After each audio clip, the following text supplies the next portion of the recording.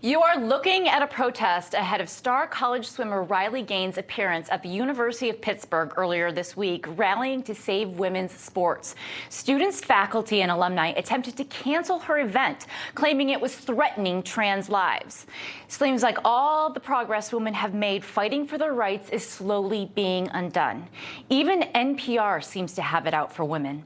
They were forced to issue a correction to a tweet claiming that there is, quote, limited scientific research, end quote, proving that trans athletes have an advantage over women. They eventually corrected it to say that there is existing research proving that, quote, higher levels of testosterone obviously do impact an athlete's performance. But there's limited research involving elite trans athletes in competition. Riley Gaines joins us right now. Hi, how you doing? Hey, good, Riley. It's so nice to see you. So I always want to start this off that the university reportedly gave $26,000 to Dylan Mulvaney, the trans activist, when she came to speak. But when you came on campus to speak, you were basically protested. What happened exactly? So there was a group of about 300 or so people within the LGBTQ plus community, or allies, I guess, who protested me speaking on campus. They were not interested in coming to the event or listening to what I actually had to say, but they stood outside the door, just like this video. They had signs saying that I was in fact the pervert in the situation because I was allegedly staring at Lia Thomas's genitals, all kinds of crazy accusations. And they stood in this intersection and they blocked traffic simply because I'm acknowledging that men and women are different. Well, it's funny because, it's funny, ESPN recently honored, you mentioned Lia Thomas, they honored Lia Thomas, a biological male, for Women's History Month. You spoke out, I know, saying if I was a woman working at ESPN, I'd walk out right now. You're spineless, ESPN. What was the reaction to the tweet? I mean, truthfully, when I saw ESPN's display of honoring Lia Thomas as the most amazing female swimmer, not just of our time, but in history, I just felt so mind blown. These people who work at ESPN, obviously they cover sports, both men and women's sports.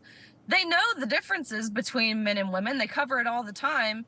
Yet they're willing to lie and say that this person was the most impressive, bravest, most courageous female swimmer in history.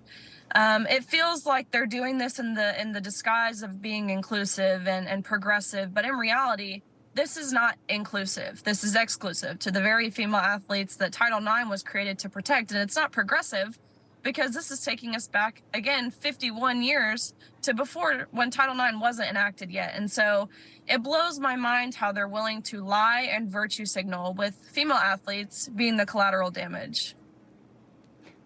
Well, I find it, just as a woman, absolutely offensive. And I don't know how you have taken it for so long and have been so competitive and having these titles stripped from you because a man is actually taking them from you. I mean, what do you think is a solution? Is there even a compromise we can have? Does there need to be a separate category for trans people to compete in at the collegiate level? Right. Well, to be totally frank, there is no compromise in terms of women giving up anything. We should not have to lose our ability to consent in areas of undressing, and we should not be faced with unfair competition. So in that way, there is no compromise. But there is a way. There is a solution. There has to be, because I think in reality, we all want the same thing.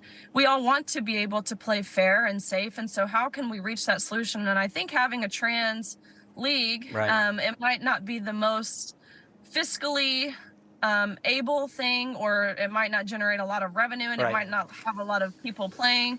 But I do think it's a really good way to embrace all people and ensure everyone is entitled to competition. Well, Riley, thanks for fighting for all women. I appreciate it. I thank you for being with us tonight. Of course. Thank you, guys.